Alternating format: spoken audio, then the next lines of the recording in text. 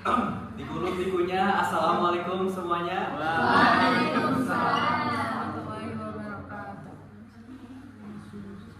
Shalom. Om Swastiastu. Namo Buddhaya. Salam kebajikan bagi kita semua. Baik, sebelumnya selamat pagi teman-teman semua, selamat pagi kepada teman-teman.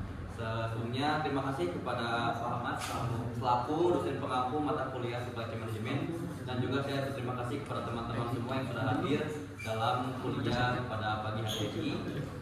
Sebelum dimulai presentasi kami pada pagi hari ini, izinkan kami memperkenalkan diri terlebih dahulu.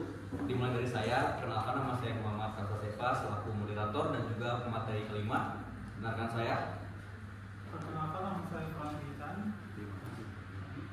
Saya Kalista Putri Anisha dengan NPM 653240059 sebagai pemateri kedua. Perkenalkan, nama saya Ayasa Kalyana Diva dengan NPM 653240034.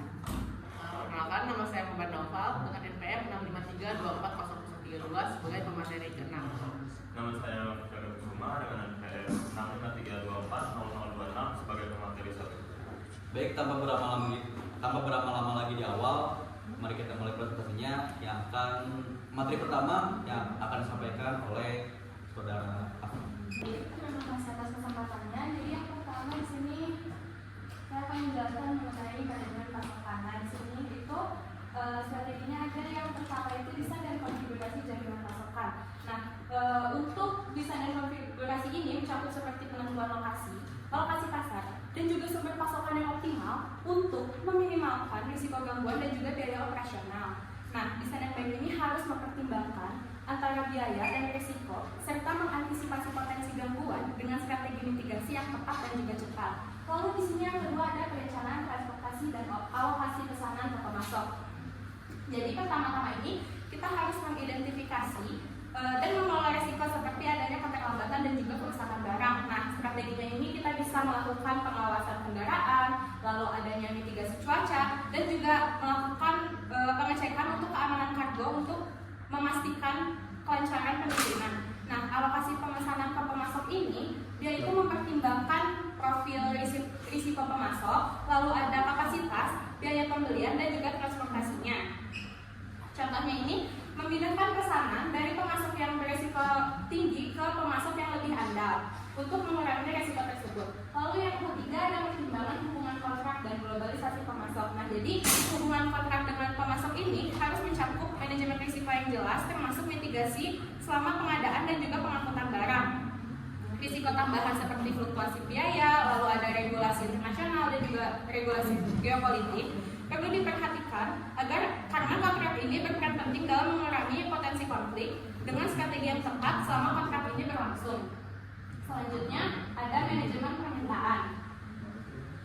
Nah, untuk manajemen permintaan ini dia mengelola permintaan agar sesuai dengan kemampuan produksi dan juga distribusi suatu perusahaan. Nah, yang pertama ini ada strateginya itu harga dinamis. Jadi dia itu menyesuaikan harga produk secara fleksibel berdasarkan kondisi permintaan dan juga ketersediaan. Contohnya harga itu dinaikin saat permintaannya tinggi dan harganya diturunin secara bertahap saat pasokannya lebih untuk meningkatkan penjualannya. Lalu yang kedua ada penundaan harga. Nah, jadi biasanya itu kalau misalnya untuk barang-barang seperti elektronik, jadi perusahaan mengeluarkan barang baru itu dengan harga yang tinggi dan menurunkannya secara bertahap untuk menarik segmen pasar berbeda seperti yang telah dijelaskan oleh kelompok sebelumnya. Dan untuk penundaan harga ini dapat digunakan untuk mengatur permintaan bertahap. Jadi produksi dan pasokannya ini dapat disesuaikan dengan kapasitas yang ada. Lalu di sini ada pengalihan permintaan antar waktu, pasar dan produk. Di sini saya akan menjelaskan mengenai yang antar waktu dulu. Jadi kalau untuk antar waktu ini dia memindahkan atau menggeser permintaan dari periode waktu dengan tingkat permintaan yang tinggi ke yang lebih rendah. Dari periode waktu untuk mengoptimalkan pemanfaatan kapasitas tersedia di pengalihan antar waktu ini ada yang namanya pemasaran layanan, yaitu seperti menawarkan layanan khusus pada jam sepi agar pelanggan ini beralih ke waktu yang lebih fleksibel. Lalu ada pembelian di dengan harga dan keuntungan yang khusus agar dapat memprediksi permintaannya lebih pasti dan dapat merencanakan kapasitas yang efektif. Lalu ada diskon awal. Jadi perusahaan dapat memberi diskon untuk pelanggan yang membeli barang atau menggunakan layanan pada periode waktu tertentu yang diinginkan. Jadi intensif untuk mengalihkan permintaan ke waktu yang lebih berkala. Lalu ada juga overbooking, yaitu memaksimalkan utilisasi kapasitas dan juga mengurangi kerugian. Untuk tujuan dari pengalihan antar waktu ini, jadi permintaan yang tidak pasti ini menjadi lebih pasti, lalu mengoptimalkan kapasitas dan sumber daya dan juga meningkatkan kepuasan dari pelanggan tersebut. Lalu ada pengalihan antar pasar. Nah, di antar pasar ini memanfaatkan perbedaan waktu, musim untuk mengalihkan permintaan ke pasar yang lain. Tujuannya untuk mengoptimalkan kapasitas, mengurangi resiko lebih permintaan dan juga meningkatkan efisiensi dari rantai pasok. Contohnya, meluncurkan produk di pasar berbeda seperti yang kemarin telah dijelaskan juga oleh kelompok sebelumnya. Misalnya di musim dingin, jadi perusahaan memproduksi pakaian musim dingin itu ke negara yang musim dinginnya itu lebih duluan, lalu bertahap ke negara-negara lainnya yang musim dinginnya selanjutnya, seperti itu. Lalu ada keputusan pemesanan antar pasar utama dan sekunder. Jadi dari permintaan tinggi dialihkan ke yang lebih tingkat kecilnya untuk mengurangi tekanan kapasitas produksi dan juga distribusi perusahaan. Manfaat dari pengalihan antar pasar ini menyeimbangkan beban permintaan di pasar, memaksimalkan manfaat kapasitas, meningkatkan fleksibilitas dan responsivitas terhadap perubahan pasar global. Lalu ada juga pengalihan antar produk. Di sini mengalihkan permintaan ke produk yang lain untuk mengelola ketersediaan stok, mengoptimalkan penjualan. Nah, yang pertama ini ada substitusi produk, yaitu mengalihkan permintaan ke stok rendah ke yang tinggi. Jadi misalnya produk kualitas yang tingginya itu habis, jadi dialihkan ke produk yang kualitasnya itu tidak begitu jauh dari yang kualitasnya tinggi, tetapi masih misalnya satu brand seperti itu. Itu tuh untuk menghindari kehilangan penjualan akibat stok kosong dan menjaga kepuasan pelanggan. Lalu ada bundling. Teman-teman mungkin udah nggak asing sama bundling ya, istilah bundling ini. Jadi menggabungkan beberapa produk jadi sepaket dengan harga khusus. Nah, ini tuh untuk mengalihkan permintaan. Jadi kan kalau bundling tuh biasanya di paketnya itu ada produk populer dan juga yang kurang populer ya. Itu tuh untuk agar stoknya itu tidak berlebih yang tidak populernya dan tidak kehabisan stok untuk produk yang populer. Lalu ada juga promosi harga, yaitu memberi potongan harga kepada produk tertentu agar pelanggan memilih produk untuk menggantikan produk yang langka. Nah, langkah ini tuh efektif untuk mengalihkan permintaan dan mengurangi stok yang berlebih. Untuk manfaatnya sendiri, mengurangi resiko kehabisan stok, lalu meningkatkan penjualan dengan stok berlebih, lalu mempertahankan loyalitas pelanggan dengan menyediakan alternatif, lalu mengoptimalkan pendapatan dan juga profit dari strategi harga dan bundling yang sudah dijelaskan. Lalu selanjutnya ada manajemen produk dan informasi. Yang pertama ini postponement strategi atau penundaan strategi. Jadi dia itu menunda aktivitas produksi dan distribusi produk sampai adanya permintaan yang jelas. Ini tuh untuk mengurangi resiko stok berlebih dan juga fleksibilitas produk. Lalu yang kedua ada MTO atau make to order. Nah, jadi perusahaan ini mulai membuat produk hanya setelah menerima pesanan dari pelanggan. Nah, ini tuh cocok banget untuk variasi tinggi dan permintaan yang tidak pasti, dan mengurangi persediaan dan resiko serta memungkinkan adanya customasi produk. Lalu yang ketiga ada quick response. Jadi merespon perubahan permintaan secara cepat dan real time, dan koordinasinya lebih efektif antara pemasok, produksi dan juga distribusi.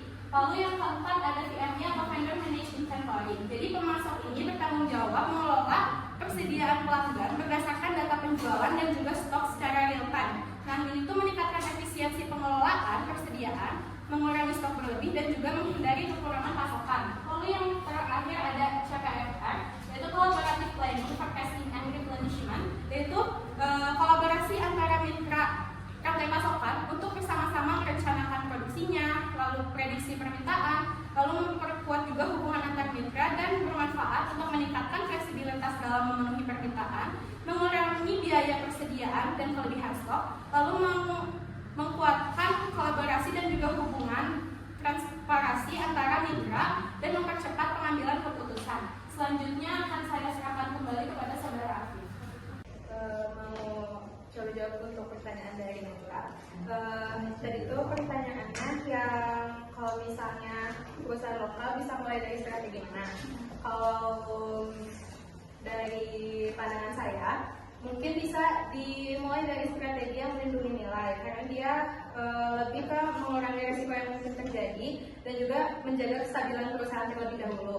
Lalu setelah itu kita lanjut ke strategi yang fleksibel, yaitu mengatasi resiko-resiko yang ada walaupun memang sudah diminimalisir lagi si resiko yang ada itu. Lalu selanjutnya terakhir ke spekulatif. Jadi memang perusahaan itu kan mengejar keuntungan ya. Cuman kalau misalnya untuk dari perusahaan lokal yang baru mulai menerapkan strategi, dia lebih baik untuk menstabilkan dulu perusahaannya. Nah, untung itu jadi kita kayak ngambil untung dikit-dikit dulu baru besar seperti itu. Ya. Terus apakah strateginya bisa diterapkan tanpa mengubah rantai pasok? Bisa. Baik, saya mau mencoba menjawab untuk pertanyaan yang dari Siti Zahiyatun. Jadi untuk dari pandangan saya untuk strategi yang paling relevan ya di antara yang lainnya itu lebih ke yang fair manage inventory, karena di sini pemasoknya bertanggung jawab mengelola persediaan pelanggan berdasarkan data penjualan dan stoknya real time. Baik kan ini di era digitalisasi ya. Jadi kalau misalnya ada persediaan yang kurang atau berlebih gitu, itu bisa banget dicek langsung gitu karena real time, karena di waktu itu juga gitu. Karena di sini juga di Ferdi ini biar perusahaan juga bisa meningkatkan efisiensi pengelolaan persediaan sama menghindari kekurangan pasokannya seperti itu. Maksudnya nggak bisa diberikan secara maksimal gitu, nggak hanya bencana alam aja. Tadi kan maksudnya hanya permisalannya, kalau bencana alam juga emang nggak bisa. Jadi di risiko yang tadi saudara Noval jelaskan memang tidak sepenuhnya dapat terbackup oleh mitigasi yang ada. Cuman pasti perusahaan juga mengusahakan sedikit demi sedikit untuk mengurangi resiko tersebut seperti itu. Mungkin cukup sekian dari kelompok kami dalam presentasi kali ini. Terima kasih juga kepada teman-teman yang sudah bertanya. Terima kasih kepada teman-teman semua yang sudah menjawab. Kami dari kelompok 1 pamit undur diri. Assalamualaikum warahmatullahi wabarakatuh. Waalaikumsalam warahmatullahi wabarakatuh. Salam kebajikan. Bagi kita semua. Terima kasih. Sisi.